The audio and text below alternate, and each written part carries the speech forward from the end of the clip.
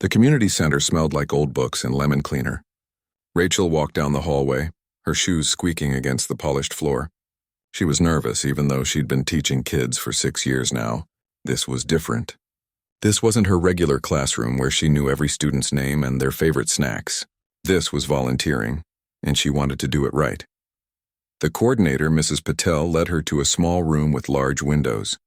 Inside, there were tactile learning materials scattered across tables. Raised alphabet cards, textured counting blocks, and books with bumpy dots covering the pages. Rachel had read about Braille online, watched videos, even practiced tracing the patterns with her own fingers. But seeing it all here, real and waiting, made her stomach flip. "He'll be here in 10 minutes, Mrs. Patel said warmly. His name is Leo. He's 9 years old. Very intelligent, but he's been through a lot. Just be patient with him. Rachel nodded, trying to memorize everything Mrs. Patel was telling her. Leo Chen, 9 years old, lost his vision 2 years ago in a car accident. The same accident that took both his parents. Now he lived with his grandmother a few blocks away from the center. He came here twice a week, but his progress had been slow. He refused to use his white cane most days. He barely spoke during sessions. 3 volunteers had already given up on him. "I won't give up," Rachel said quietly, more to herself than to Mrs. Patel. When Leo arrived, he wasn't what Rachel expected. She'd imagined a sad, quiet boy who would sit still and listen. Instead, Leo walked in with his grandmother, his hand gripping her sleeve tightly, his face turned toward the floor. He was small for 9, with dark hair that fell over his eyes. He wore sunglasses even though they were indoors. His grandmother, a petite woman with kind eyes and tired shoulders, gently guided him to a chair. "Leo, this is Miss Rachel. She's going to be working with you now," his grandmother said softly in accented English. Leo didn't respond. He sat down and crossed his arms over his chest. His jaw was set tight like he was angry at the world. Rachel understood that anger. She'd felt it herself when her dad died last year. Sometimes anger was easier than sadness. "Hi, Leo," Rachel said, sitting down across from him. "I'm really glad to meet you." Nothing. Not even a nod. His grandmother looked apologetic. "I'll be in the waiting area," she whispered to Rachel. "Good luck." The first session was hard. Rachel tried everything she'd prepared. She showed him the Braille cards, but he pushed them away. She asked him about his favorite foods, his favorite games, anything to get him talking. He gave one-word answers or just shrugged. When she tried to put a book in his hands, he pulled them back like she'd burned him. "I don't want to read with my fingers," he finally said, his voice sharp. "I want to read with my eyes. Like normal people." Rachel's heart broke a little. She wanted to tell him that reading with his fingers was normal, that thousands of people did it every day. But she knew that wasn't what he needed to hear right now. So instead she said, "I know this isn't fair. What happened to you wasn't fair at all." Leo's shoulders relaxed just a tiny bit. He didn't say anything, but she could tell he was listening. That became their routine over the next few weeks. Rachel would show up every Tuesday and Thursday afternoon. Leo would resist. She would be patient. Sometimes they'd sit in silence for 20 minutes. Other times he'd tell her small things about his life before the accident. How he loved drawing. How his mom used to make the best dumplings. How his dad taught him to ride a bike in their driveway. Rachel noticed him during the 3rd week. The man in the waiting area. She'd been walking Leo back to his grandmother when she saw him. He was sitting in one of the plastic chairs near the window, wearing a dark jacket and jeans. His hair was slightly messy, and he had the kind of face that looked like it hadn't smiled in a long time. He was watching them, not in a casual way, but intensely, like he was studying every move they made. At first, Rachel thought maybe he was another volunteer or a staff member. But weeks passed and he was always there, always in the same spot, always watching. He never talked to anyone, never picked up a magazine, just sat and stared through the glass partition that separated the waiting area from the hallway. It made Rachel uncomfortable, but she didn't know what to do about it. She mentioned it to Mrs. Patel once, but the coordinator just shrugged and said, "Lots of people use the community center. Maybe he was waiting for someone in another program." But Rachel knew better. He wasn't waiting for someone else. He was watching Leo, watching her teach him, every single session without fail. One afternoon, after a particularly good session where Leo had actually traced 3 whole words in Braille without complaining, Rachel decided to ask Leo's grandmother about the man. "Mrs. Chen, can I ask you something?" Rachel said as the older woman gathered Leo's backpack. Of course, dear. There's a man who sits in the waiting area during our sessions. Dark jacket, usually sits by the window. Do you know who he is? Is he a family friend or something? Mrs. Chen's eyebrows pulled together in confusion. A man? What man? Rachel felt a cold finger trace down her spine. He's here every time. I thought maybe he was checking on Leo's progress or something. The grandmother looked genuinely puzzled. I've never noticed anyone watching us. We don't have many family friends here. Most of our family is back in California. She glanced toward the waiting area, but the man had already left. He always left before Leo came out. Maybe I'm mistaken, Rachel said quickly, not wanting to worry her. But she wasn't mistaken. She knew what she'd seen. That night, Rachel couldn't sleep. She kept thinking about the man's face. The way he watched Leo with such intensity. Was he dangerous? Should she call the police? But what would she say? A man was sitting in a public waiting area? That wasn't a crime. She decided to pay more attention. To watch him the way he watched them. Over the next 2 weeks, Rachel became almost obsessed. She'd arrive at the center 15 minutes early just to see when he showed up. He always came 5 minutes before Leo's session started. He always sat in the same chair. He never spoke to anyone, and his eyes never left the glass partition while she worked with Leo. Then, on a rainy Thursday afternoon, something changed. Rachel finished her session with Leo and walked him out to his grandmother as usual. But when she turned back toward the hallway, she saw the man standing up. He was looking directly at her now, not through the glass, but face to face. Their eyes met for just a second, and Rachel saw something in his expression that she couldn't quite name. Sadness, guilt, longing? Before she could react, he turned and walked quickly toward the exit. Rachel made a split-second decision. She followed him. She walked fast, trying not to run, pushing through the community center's front doors into the parking lot. The rain was cold against her face. She spotted him walking toward a gray sedan, his hands shoved deep in his pockets. "Excuse me," Rachel called out. The man froze. For a moment she thought he might run. But then he slowly turned around and Rachel saw his face clearly for the first time. He looked exhausted, broken, like a man carrying a weight too heavy to bear.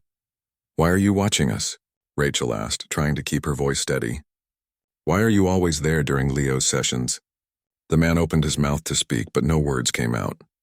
His eyes filled with tears, and Rachel realized with a start that he was trembling. Not from the cold, but from something much deeper. "Please," he finally whispered. "I need to explain." The rain was getting heavier, soaking through Rachel's jacket. She stood there in the parking lot, waiting for the man to explain himself. But he just stared at her, his mouth opening and closing like he couldn't find the right words. His face was pale and his hands were shaking. "I'm sorry," he finally said. "I'm so sorry. I shouldn't have been watching." "I know how it looks. Then why were you?" Rachel asked, her voice firmer now. She was scared, but she was also angry. This man had been watching her and Leo for weeks. That wasn't normal. That wasn't okay. The man ran his hand through his wet hair. "I can't tell you, not here. Not like this." He looked around the parking lot like he was expecting someone to appear. "Please, just forget you saw me. I'll stop coming. I promise." He turned to walk away, but Rachel grabbed his arm. She surprised herself with her own boldness. "No, you don't get to do that. You don't get to watch a blind child for weeks and then just disappear without explaining. If you don't tell me right now, I'm calling the police." The man's eyes widened. He looked terrified at the mention of police, which only made Rachel more suspicious. What was he hiding? "Okay," he said quietly. "Okay, but not here. There's a coffee shop 2 blocks down. Can we talk there, please? I promise I'll explain everything." Rachel hesitated. Every safety rule she'd ever learned told her not to go anywhere with a stranger. But something in his eyes made her pause. He didn't look dangerous. He looked broken, haunted by something heavy. "Fine," she said, "but I'm texting my friend your license plate number right now." She did exactly that, standing in the rain while she took a photo of his car and sent it to her roommate with a quick message about where she was going. The man waited patiently, not trying to stop her. If anything, he looked like he understood. The coffee shop was small and warm, half empty on a rainy Thursday afternoon. They sat in a corner booth, both of them dripping water onto the worn seats. Rachel ordered tea but didn't drink it. She just wrapped her hands around the warm cup and waited. The man sat across from her, his own coffee untouched. He looked older up close, maybe in his mid-40s. There were deep lines around his eyes and gray streaks in his dark hair. He looked like someone who hadn't slept well in years. "My name is David," he said finally. "David Jang." Rachel didn't respond. She just waited for him to continue. "I know about Leo," he said, his voice cracking. "I know what happened to him. I know about the accident that killed his parents. I know because—" He stopped, closed his eyes, took a shaky breath. "I know because I was there. I was the other driver." Rachel felt like someone had dumped ice water over her head. She stared at him, unable to process what she'd just heard. This man who had been watching Leo for weeks, was the person responsible for destroying that little boy's life. "You need to leave," Rachel said, her voice shaking. "Right now. Get away from Leo, get away from his grandmother, get away from that community center." "I know," David said quickly. "I know I should. But I can't stop thinking about him. I can't stop needing to know that he's okay.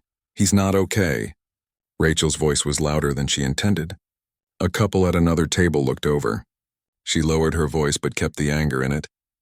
"He lost his parents. He lost his sight. He can barely function. And you think you have the right to watch him?" David was crying now, tears running down his face openly. He didn't even try to hide them. "I don't have the right to anything. I know that. I went to prison for 18 months. Vehicular manslaughter. I fell asleep at the wheel after working a double shift. One moment of falling asleep and I destroyed everything. Their lives, his life, my life." Rachel wanted to get up and leave. She wanted to call the police right now. But something kept her in that seat. Maybe it was the teacher in her, the part that always wanted to understand the whole story. Or maybe it was something else. "Why are you watching him?" she asked coldly. David wiped his face with his sleeve. "When I got out of prison 6 months ago, I had nothing. My wife left me during the trial, took our daughter and moved to another state. I lost my job, my house, everything. But none of that mattered compared to what I did to that family. I started trying to find out what happened to the boy. I needed to know if he survived, if he was okay. It took me weeks, but I finally found out he was living with his grandmother and coming to the community center." He paused, staring at his untouched coffee. "I didn't plan to keep coming back. The first day I just wanted to see him, to know he was alive.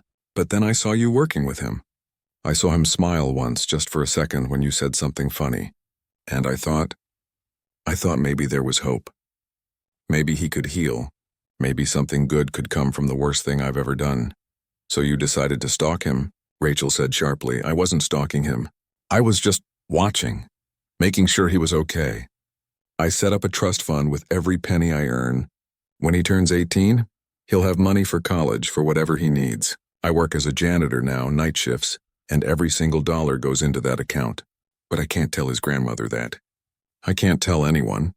The lawyer said any contact could be seen as harassment. Rachel's head was spinning. This was too much. Too complicated. She didn't know what to think or feel. "You need to stop coming to the center," she said firmly. "I mean it. Leo doesn't need you there.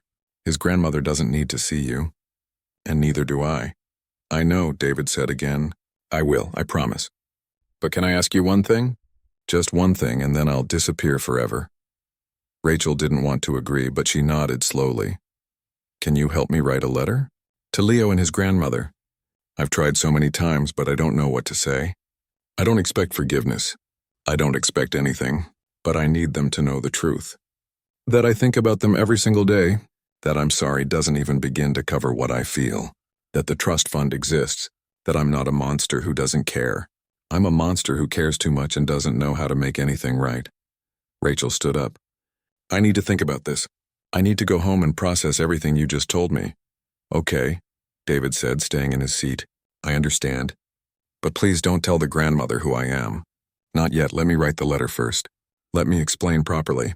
She deserves that much." Rachel walked out of the coffee shop without answering. Her mind was chaos.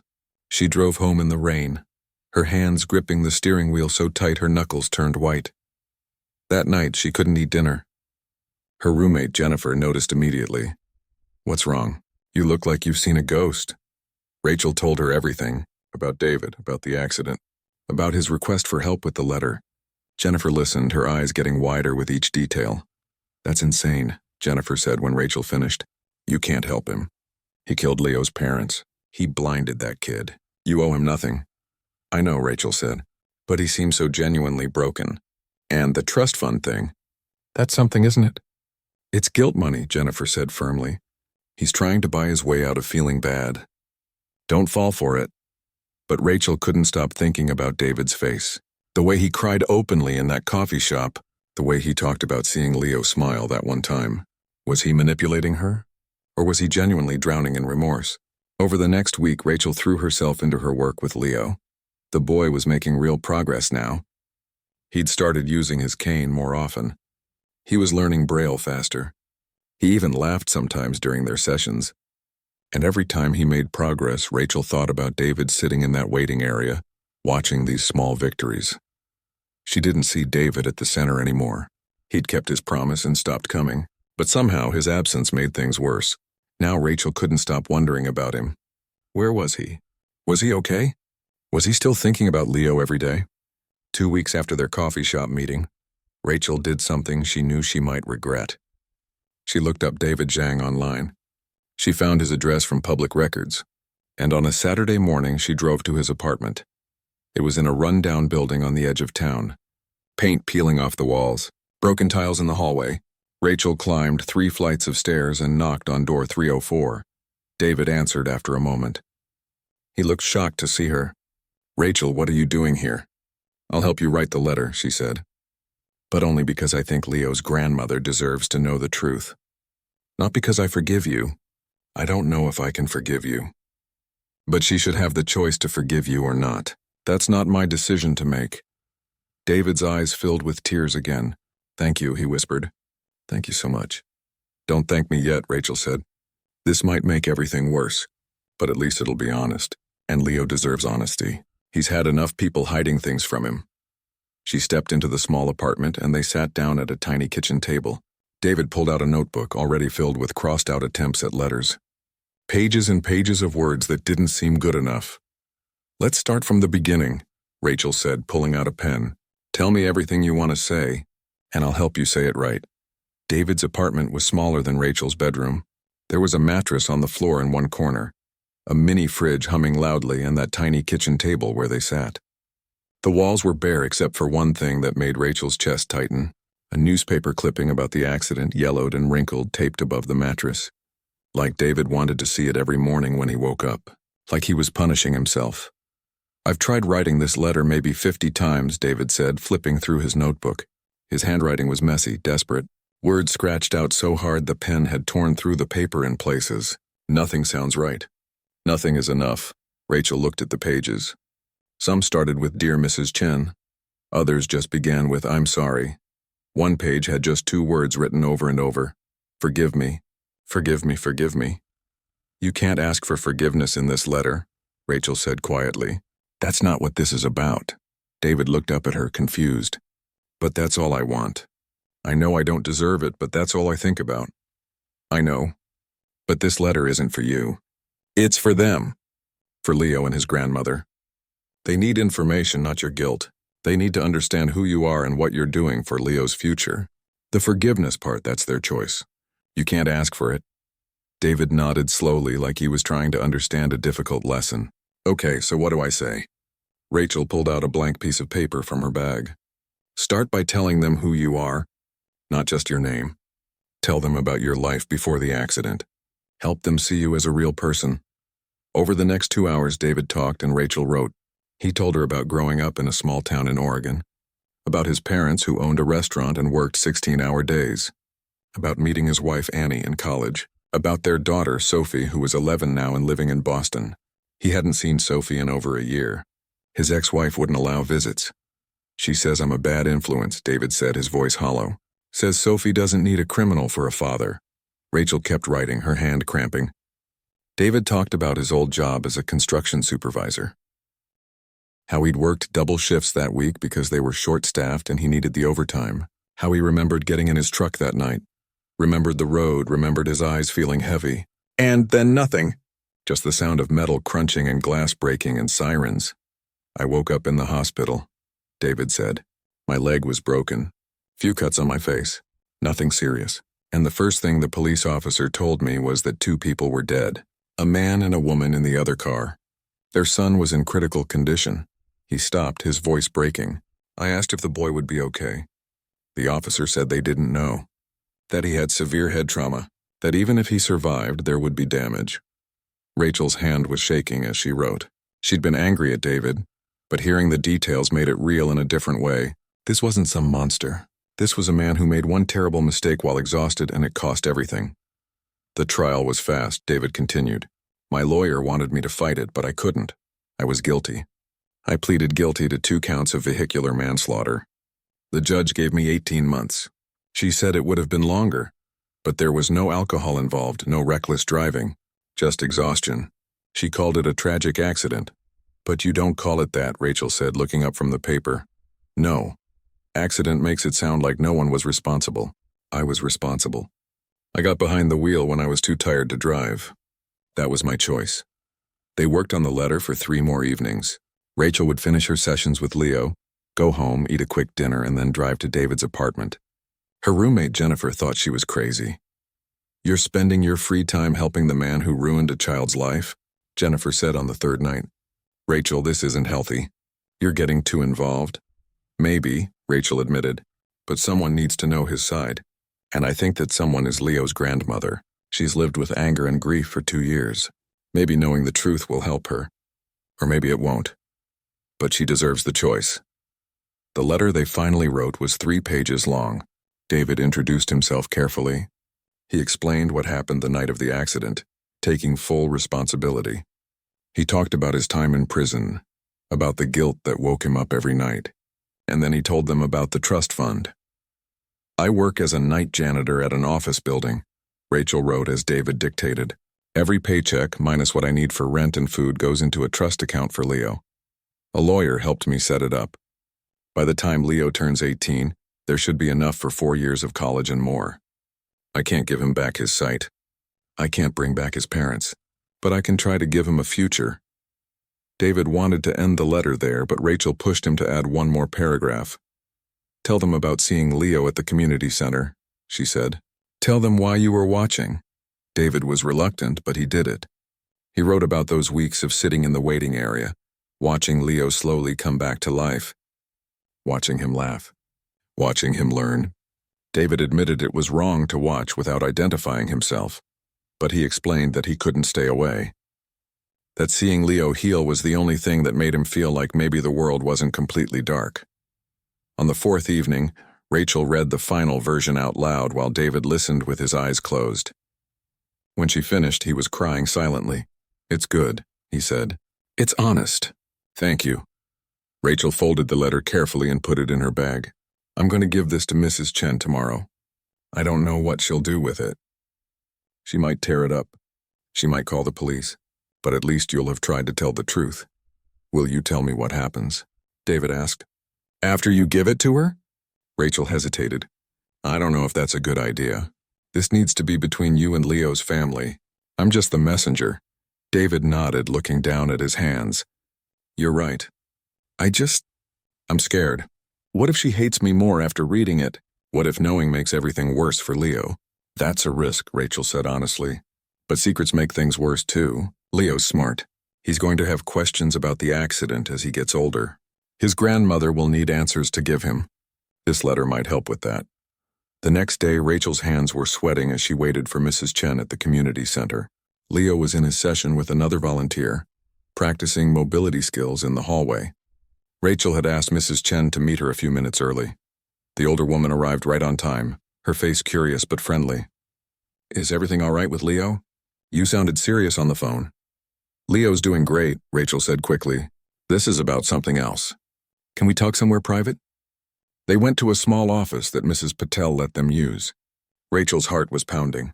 She'd rehearsed what she was going to say, but now all the words seemed wrong. Mrs. Chen, I need to give you something. It's a letter from someone connected to the accident that changed Leo's life. The grandmother's face went pale. Her hand gripped the edge of the desk. What do you mean, who? The other driver? The man who caused the accident. His name is David Zhang. He asked me to give you this letter. You don't have to read it. You don't have to do anything with it. But he wanted you to have it. Rachel held out the envelope. For a long moment, Mrs. Chen just stared at it like it might explode. Then slowly she took it with trembling hands. "He's been released from prison?" she asked quietly. "Yes. 6 months ago." Mrs. Chen's eyes filled with tears. "Why did he give this to you?" "How do you know him?" Rachel had prepared for this question, but it was still hard to answer. "He was coming to the community center during Leo's sessions. Just watching from the waiting area. I confronted him about it and he told me everything. I know I should have told you sooner. I'm sorry, but he asked me to help him write this letter first and I thought you deserved to hear his side before making any decisions." "His side?" Mrs. Chen's voice was sharp now, angry. His side is that he killed my daughter and son-in-law. "His side is that he took Leo's eyesight. What else is there to know?" "Maybe nothing," Rachel said gently. "Maybe the letter won't tell you anything new, but maybe it will. I think you should read it, but only when you're ready. Take your time." Mrs. Chen held the envelope against her chest. She was crying openly now and Rachel felt terrible. Had she made a huge mistake? Should she have just thrown the letter away and told David to leave them alone? "Does he want to see Leo?" Mrs. Chen asked through her tears. "He says no. He says he doesn't expect anything from you or Leo. He just wanted you to know the truth." The grandmother was quiet for a long time. Then she put the letter in her purse, her hands still shaking.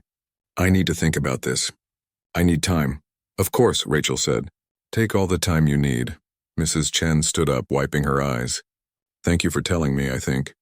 I don't know yet if I'm grateful or angry. Maybe both." She left the office and Rachel sat there alone, wondering if she'd just done something brave or something terrible. She pulled out her phone and stared at David's number. She'd saved it after their first meeting at the coffee shop. Part of her wanted to call him and tell him she'd delivered the letter. But another part wanted to delete his number and forget any of this ever happened. In the end, she did neither. She just sat there waiting for Leo's session to end, wondering what would happen next and hoping she hadn't made everything worse. 2 weeks passed, and Rachel heard nothing from Mrs. Chen. The silence was torture. Every time she saw Leo's grandmother at the community center, the older woman was polite but distant. She'd smile, say hello, ask about Leo's progress. But she never mentioned the letter, never gave any hint about whether she'd read it or thrown it away. Leo, thankfully, was doing better than ever. He'd finally started carrying his cane everywhere, even seemed proud of it. He'd made a friend at the center, another boy named Tommy, who was also learning Braille.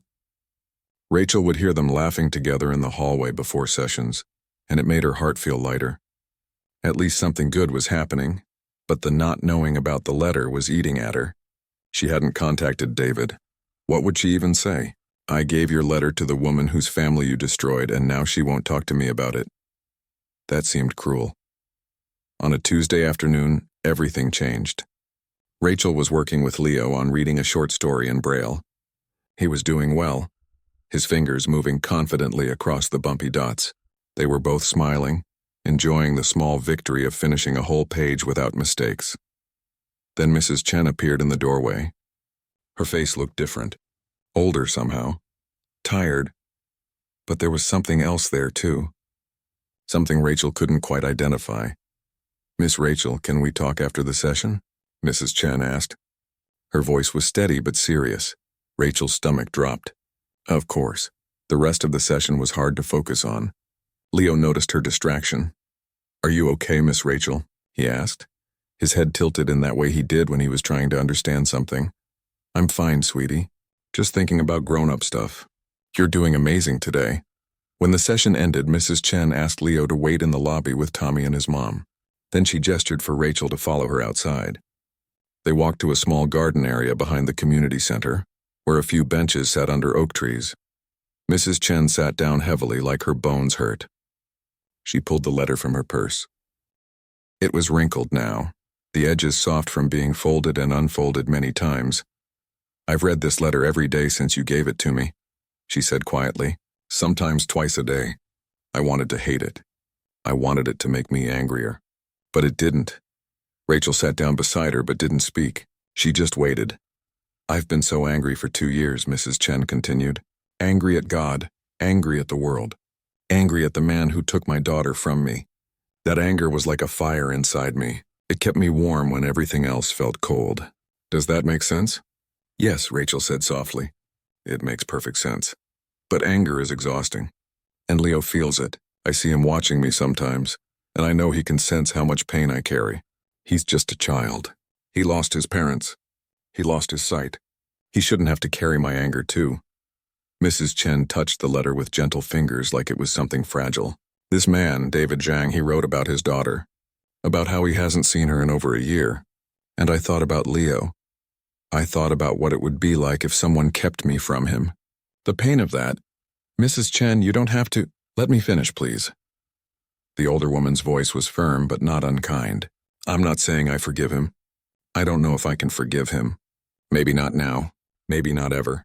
But I read about the trust fund. I read about how he sits in his apartment and thinks about Leo every day. And I realized something. He's living in a prison worse than the one they put him in.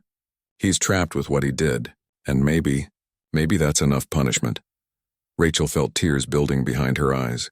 She hadn't expected this. She'd expected anger or rejection or even just silence.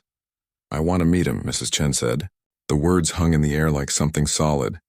Rachel's eyes widened. Are you sure? You don't have to. I'm not doing this for him. I'm doing this for me.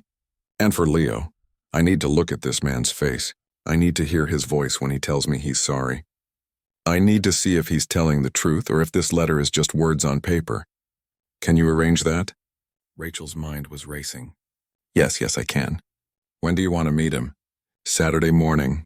Here at the center. Mrs. Patel said I could use the conference room. I don't want Leo there. Not yet, maybe not ever, but I need to do this. That evening, Rachel sat in her car outside David's apartment building for 10 minutes before she could make herself go inside. She'd texted him earlier asking if she could stop by. He'd responded immediately with just one word. Please. When he opened the door, he looked terrible. Like he hadn't slept in days. His eyes were red, his clothes wrinkled. Did she read it? He asked before Rachel could even say hello. Did she hate it? Is she angry? She read it, Rachel said, stepping inside. Many times. And she wants to meet you. David's face went white. He actually stumbled backward. Had to grab the kitchen counter to steady himself. What? No, I can't. I wrote the letter so she wouldn't have to see me. So she could know the truth without having to face me. Well, she wants to face you. This Saturday at the community center. 10 in the morning. I can't do it, David said, his voice panicking. What if I say the wrong thing? What if seeing me makes everything worse for her? What if... David? Rachel's voice was sharp enough to cut through his spiral. She's giving you a chance. I don't know why. I don't know what she's thinking. But she wants to meet you and you owe her that. You owe her the courage to show up. David sank into the only chair in the apartment. He put his head in his hands. What do I say to her? The truth. The same truth you wrote in the letter. That's all you can do. The days before Saturday moved in slow motion. Rachel saw Leo twice more for their regular sessions. She didn't tell him anything about what was coming. That was Mrs. Chen's decision to make, not hers. But she noticed Leo seemed happier. Lighter somehow. Maybe he was picking up on his grandmother's shift in energy. Saturday morning arrived gray and cold. Rachel got to the community center at 9:30, even though the meeting wasn't until 10. She was nervous, though she had no real reason to be. This wasn't about her, but somehow she felt responsible. She'd been the bridge between these two people. If things went badly, it would feel like her fault. David arrived at 9:45. He was wearing a button-up shirt Rachel had never seen before, probably his only nice shirt. His hair was combed neatly. He looked terrified. I can't stop shaking, he said, showing her his trembling hands. I feel like I'm going to be sick. That's normal. Just breathe. Remember, you're not here to defend yourself. You're here to listen. Whatever she needs to say, you listen, okay? David nodded, but his face was gray with fear. Mrs. Chen arrived exactly at 10. She was alone, wearing a simple black dress. Her face was composed, calm even. But Rachel could see the tension in her shoulders, the way she gripped her purse. Mrs. Patel let them use the conference room and then quietly disappeared. Rachel started to follow her out, but Mrs. Chen stopped her. Stay, please. I want you here. So Rachel sat in the corner of the room while Mrs. Chen and David faced each other across the table. The silence was thick enough to touch. Finally, Mrs. Chen spoke. Thank you for coming. David looked like he might cry just from those 4 words. Thank you for giving me this chance. I don't deserve it. No, you don't, Mrs. Chen said bluntly. But I'm not doing this because you deserve it. I'm doing this because I need to. I need to understand. The letter told me facts, but I need to hear them from you. I need to see your face when you tell me what happened that night. So David told her. He went through it all again, his voice breaking multiple times. The double shift. The exhaustion. The moment he realized he was too tired but got in the truck anyway. The sound of the crash. Waking up in the hospital. Learning what he'd done. Mrs. Chen listened without interrupting. Tears ran down her face, but she didn't wipe them away. She just let them fall. My daughter's name was Linda, Mrs. Chen said when David finished. Her husband was Robert. They were good people. They loved Leo more than anything in the world. They were driving home from Linda's sister's birthday party when you hit them. Leo was singing in the backseat. He told me later that he remembers singing and then nothing. Just waking up and not being able to see. David was openly sobbing now. I'm so sorry. I'm so sorry. I know those words don't mean anything. I know they don't bring them back. But I am sorry. Every second of every day. Why the trust fund? Mrs. Chen asked. Why not just disappear? Why stay connected? Because I can't disappear, David said. I can't pretend it didn't happen. And I can't let Leo suffer more because of my mistake. I can't give him back his sight. I can't bring back his parents. But I can try to give him a future. It's not enough. It will never be enough.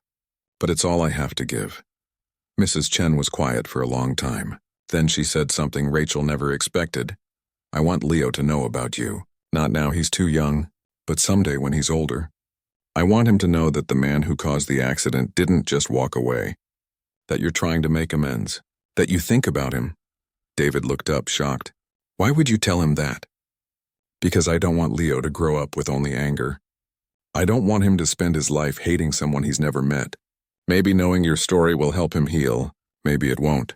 But he deserves to know the whole truth. The meeting lasted 2 hours. They talked about the accident, about the trial, about Leo's progress at the center. Mrs. Chen asked David about his daughter, about his life now, and slowly something shifted in the room. Not forgiveness exactly, but understanding. Recognition that they were both broken by the same terrible moment. When Mrs. Chen finally stood to leave, she did something that made Rachel gasp. She reached across the table and briefly touched David's hand. I'm not ready to forgive you, she said. I may never be ready. But I don't hate you anymore. And that's a start. Part 5, 6 months passed. Rachel watched as small miracles unfolded in ways she never expected. Leo continued to thrive at the community center. He was reading full books in Braille now, his fingers flying across the pages. He'd started attending a mainstream school with support services, making friends with kids who could see. He still had hard days, moments when the weight of everything he'd lost came crashing down. But those days were fewer now. He was learning to live in his new reality instead of fighting against it. Mrs. Chen seemed different too. The heavy sadness that used to surround her like fog had lifted somewhat. She smiled more. She talked about the future instead of staying stuck in the past. She'd even started attending a support group for families who'd lost loved ones in accidents. And David's transformation was the most surprising of all. After that first meeting with Mrs. Chen, something had shifted in him. He'd asked Mrs. Patel if the community center needed volunteers. She'd been hesitant at first, knowing his history. But Mrs. Chen had actually advocated for him, saying she thought it might be good for everyone involved. So David started volunteering one afternoon a week, teaching mobility skills to visually impaired kids. He'd taken classes, gotten certified, learned everything he could. He was good at it too, patient and understanding in ways that only someone who'd suffered could be. He never worked with Leo directly. That was a boundary Mrs. Chen had set, and David respected it completely. But sometimes they'd pass each other in the hallways. Leo didn't know who David was. To him, David was just another volunteer at the center. But David knew, and Mrs. Chen knew, and Rachel knew. And somehow that was enough for now. Rachel had gone back to just being Leo's tutor. She'd stepped out of the complicated middle ground between David and Mrs. Chen. It felt good to return to what she was actually supposed to be doing. Helping a smart kid learn to read and navigate his world. But one Thursday afternoon in early spring, everything changed again. Rachel was working with Leo on a math problem when Mrs. Chen appeared in the doorway earlier than usual. Her face looked serious but not upset, more like someone who'd made a big decision and was ready to follow through. "Leo, sweetheart, can you wait in the lobby for a few minutes? I need to talk to Miss Rachel about something." Leo's face scrunched up with curiosity. "Am I in trouble?" "No, baby. Nothing like that. I just need a few minutes." When Leo was gone, Mrs. Chen sat down across from Rachel. She folded her hands on the table, took a deep breath, and said, "I want to tell Leo about David. I think he's ready. And I think I'm ready." Rachel felt her heart speed up. "Are you sure?" "That's a big step, I'm sure. Leo's been asking more questions lately about the accident, about his parents, about why it happened. I've been giving him simple answers, but he's smart. He knows there's more to the story, and I don't want him to find out by accident someday. I want him to hear it from me in a way that he can understand." "What are you going to tell him?" "The truth. That the accident was caused by someone who made a terrible mistake. That this person has been trying to make amends ever since. That he's even here at the center volunteering to help other kids like Leo. And someday, if Leo wants to, he can meet him." Rachel reached across the table and squeezed Mrs. Chen's hand. "That's very brave. I don't know if it's brave or foolish, but it feels right. And I wanted to tell you first because you're the one who made all of this possible. You delivered that letter. You pushed for honesty. Without you, I might still be drowning in anger." That evening, Mrs. Chen sat down with Leo in their small living room. She'd made his favorite dinner, chicken dumplings and rice. She'd put on soft music. She was trying to make everything feel safe and normal before she turned his world upside down again. "Leo, I need to talk to you about something important," she started. "About the accident that happened when you were 7. Leo put down his fork. His face went still in the way it did when he was scared. "Okay," Mrs. Chen told him the story. Not all of it. Not the graphic details, but enough. She told him about David Zhang, about the double shift and the exhaustion and the terrible mistake. She told him about the prison sentence. And then she told him about the letter, about the trust fund, about David's volunteer work at the center. Leo was quiet for a long time. His fingers traced patterns on the table, something he did when he was thinking hard. "Is he sorry?" Leo finally asked. The same question he would ask 6 months later when he met David face to face, but his grandmother didn't know that yet. "Very sorry. So sorry that he thinks about you every single day. Does he know I'm doing better? That I can read Braille now and I have friends?" Mrs. Chen's eyes filled with tears. Of all the questions Leo could have asked, that one broke her heart in the most beautiful way. "I don't think he knows about your friends. Would you want him to know?" Leo thought about it. "Maybe. Is he a bad person, Grandma?" "I don't think so, sweetheart. I think he's a person who did a bad thing. There's a difference. Can I think about this?" Leo asked. "I don't know how I feel yet, of course. Take all the time you need." Over the next few weeks, Leo asked more questions. What did David look like? What was his voice like? Did he have kids? Why did he volunteer at the center? Mrs. Chen answered everything honestly, and Rachel could see Leo slowly processing this new information. Then one day, Leo asked the question his grandmother had been waiting for. "Do you think I could meet him?" Not now, but maybe sometime. Mrs. Chen called Rachel that night, her voice shaking with emotion. "He wants to meet David. I never thought he'd want that. I thought he'd be angry." "Kids are amazing," Rachel said. "They understand forgiveness in ways adults forget." The meeting was planned for a Saturday morning, the same conference room where David and Mrs. Chen had first met. David was a mess of nerves. Rachel saw him in the parking lot beforehand, pacing back and forth. "What if he hates me?" David kept saying. "What if I make it worse?" "Then you make it worse," Rachel said gently. "But you still have to try. He deserves to meet you if he wants to." Inside the conference room, Leo sat between his grandmother and Rachel. He was wearing his favorite shirt, the one with dinosaurs on it. His hands were folded in his lap, and even though he couldn't see, his face was turned toward the door, listening. When David walked in, Mrs. Chen said quietly, "Leo, Mr. Zhang is here." David sat down across from them, his hands shaking so badly he had to press them flat against the table. "Hi, Leo," he said, his voice barely above a whisper. "Hi," Leo said back. "Then Grandma told me about you." "About what happened?" "I'm so sorry," David said, and then he started crying. He hadn't meant to. He'd promised himself he'd stay strong for Leo's sake. But seeing this boy, this child whose life he'd destroyed sitting there so brave and small, it broke something open inside him. Leo's head tilted, listening to David cry. "Are you sorry?" "Every single day," David whispered. And then Leo did something no one expected. He reached his hand across the table, fumbling a bit to find the right direction. David looked at Mrs. Chen, asking silent permission. She nodded, tears streaming down her own face. David took Leo's small hand in his. "My grandma says you help other kids like me," Leo said. "Kids who can't see?" "I try to," David managed to say. "That's good. I think my mom and dad would like that. They always said helping people was important." David couldn't speak anymore. He just held Leo's hand and cried while this remarkable child offered him something he never thought he'd receive, a kind of grace he didn't deserve but desperately needed. The meeting didn't last long. Leo was only 9 and the emotional weight was heavy. But before they left, Leo asked David one more question. "Will you come to my Braille reading competition next month? I'm going to read a whole story in front of people. Grandma and Miss Rachel are coming. Maybe you could come too." David looked at Mrs. Chen. She gave a small nod. "I would be honored," David said, "if you're sure you want me there." "I'm sure," Leo said simply. "You're part of my story now. The sad part and the better part." A month later, Rachel sat in an audience of about 50 people watching Leo stand on a small stage at the community center. His fingers moved across the Braille pages confidently, his voice clear and strong. He was reading a story about a bird who lost its wings but learned to sing instead. In the audience, Mrs. Chen sat wiping tears of pride. And a few rows back, David sat alone, also crying. But these were different tears than the ones he'd cried for 2 years.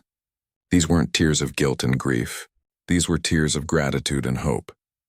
After the reading, people crowded around Leo to congratulate him. David stayed in his seat, not wanting to intrude. But then Leo called out, "Mr. Zhang, are you still here?"